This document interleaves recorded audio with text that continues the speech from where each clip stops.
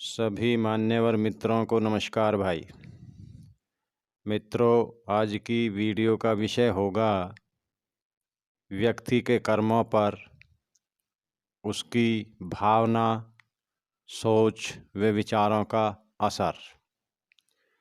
वाणी, व्यवहार व कर्म को हमारे भावनात्मक विचार कैसे प्रभावित करते हैं, यानी हमारे कर्मों पर हमारी सोच का क्या असर होता है। व्यक्ति के भावनात्मक विचार की शक्ति सामने वाले पर कई प्रकार से प्रभावित होती है।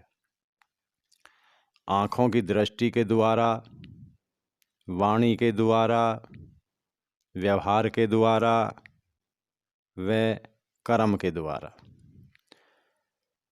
व्यक्ति के दूषित विचार सामने वाले पर नकारात्मकता का प्रभाव छोड़ते हैं, लेकिन हृदय की पवित्रता व शुद्ध भावना के विचार सामने वाले पर सकारात्मक ऊर्जा का प्रभाव छोड़ते हैं, जो सामने वाले के मन, बुद्धि व हृदय को प्रभावित करते हैं। हम एक उदाहरण के द्वारा बहुत ही सरल और अच्छे तरीके से बताने का प्रयास करते हैं।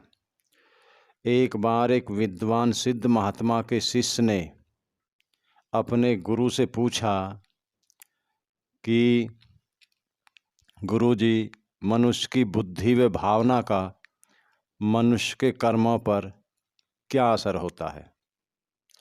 तो गुरुजी ने एक दृष्टांत देते हुए कहा कि एक व्यक्ति एक नगर में जो मुर्दों की चिता में लगाई जाने वाली चंदन की लकड़ियों का व्यापार करता था, लेकिन उसकी दुकान बिल्कुल नहीं चल रही थी। वह इस बात से बहुत दुखी था।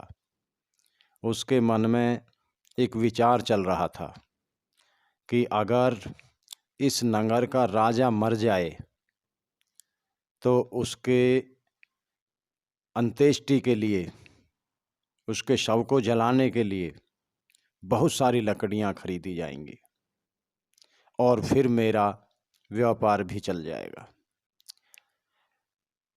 कुछ समय बाद अकस्मात राजा का मन हुआ कि नगर में घूमकर जनता की खबर लेनी चाहिए, जनता का हाल चाल जानना चाहिए।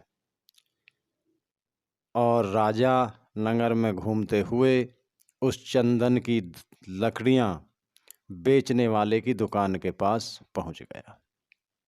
जैसे ही वह दुकानदार राजा के सामने आया और दोनों ने एक दूसरे को देखा, तो राजा ने अपने मंत्री से कहा कि इस व्यक्ति को मृत्यु दंड होना चाहिए। जैसे ही मंत्री राजा से मृत्यु दंड का कारण पूछता, तब तक राजा आगे बढ़ चुके थे, लेकिन मंत्री को तसल्ली नहीं हुई। उसने एक दिन बिल्कुल साधारण आदमी का भेष धारण किया और वह उस दुकानदार की दुकान पर पहुंचा। दुकानदार से उसका हाल पूछा, उसका पूरी राजी खुशी पूछी और पूछा कि आपकी दुकान कैसी चल रही है। दुकानदार ने उत्तर दिया कि हालचाल बिल्कुल ख़राब हैं, दुकान बिल्कुल नहीं चल रही है। मंत्री ने पूछा कि फिर दुकान कैसे चलेगी, क्या करोगे। तो दुकानदार ने कहा कि अगर राजा मर जाए तो मेरी बहुत सारी लकड़ियां बिक सकती हैं और फिर दुकान भी चली जाएगी। मंत्री ने कोई उत्तर नहीं दिया और कहा कि क्या मैं कुछ लकड़ी खरीद सकता हूँ।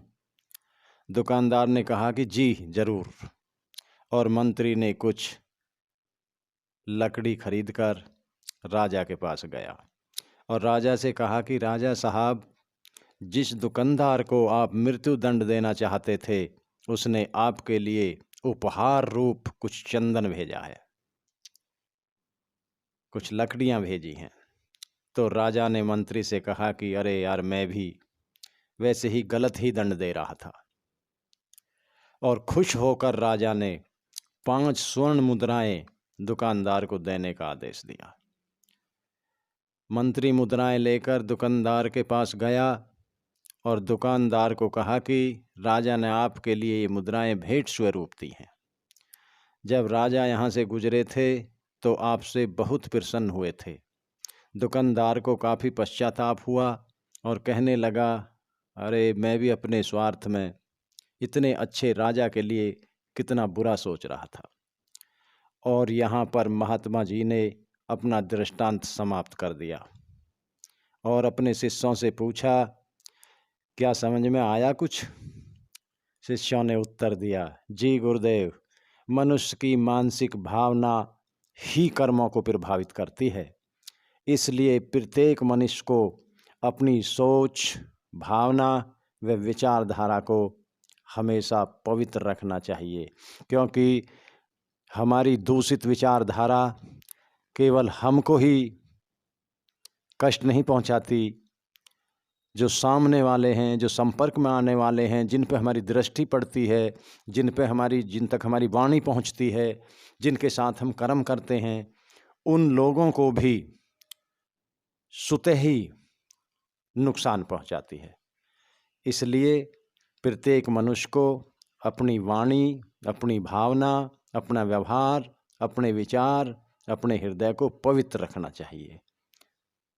भाइयों मित्रों, अगर हमारी यह वीडियो का विचार आप लोगों को अच्छा लगा हो तो हमारी वीडियो को सब्सक्राइब व शेयर अवश्य करें, ताकि आगे फिर एक नए ज्ञान विचार के साथ आप लोगों तक हमारी वीडियो सर्वप्रथम पहुंच जाए। धन्यवाद।